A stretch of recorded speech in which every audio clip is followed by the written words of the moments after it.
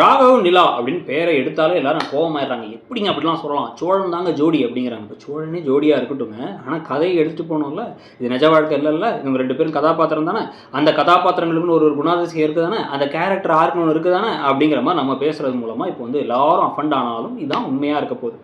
ராகவுடைய கதாபாத்திரம் ஒரு கட்டத்துக்கு மேலே நான் வந்து உங்களை பிக்கப் பண்ணிட்டு கூட்டு போகிறேன் அப்படின்னு சொல்லிட்டு சொல்கிறதோ, இல்லை கொஞ்சம் கொஞ்சமாக சோழன்ட்ட வந்து இவங்க வெறுப்பை காமிக்கிற மாதிரி இருக்கிறனால சோழன் அப்படியே ஒரு மாதிரி சோகமாக இருக்கும் பொழுது ராகவ் கூட இவங்க நெருக்கமாக பழகிறது ஆஃபீஸ்லலாம் பார்த்து இவங்க கோவப்படுறதும், இந்த ராகவ் கூட தான் சேர்த்து வைக்க போகிறானுங்க உன் அண்ணன் தம்பிங்களேன்னு சொல்லிட்டு நடேசன் வெறுப்பேற்றுறதும், இதை வச்சு என்னென்ன திருப்பங்கள் நடக்க போகுதுங்கிறது தான் கதையுடைய முக்கியமான ஒரு டேர்னிங் பாயிண்டாகவே இருக்க போகுது. 2 ஜோடி ஆல்ரெடி இருக்காங்க, ஒரு ஜோடி இருக்காங்கன்னா அந்த ஜோடிக்குள்ள ஒரு பிரச்சனையை உண்டு பண்ணுறது தான் சீரியல்களில் இருக்க உலக வழக்கமே.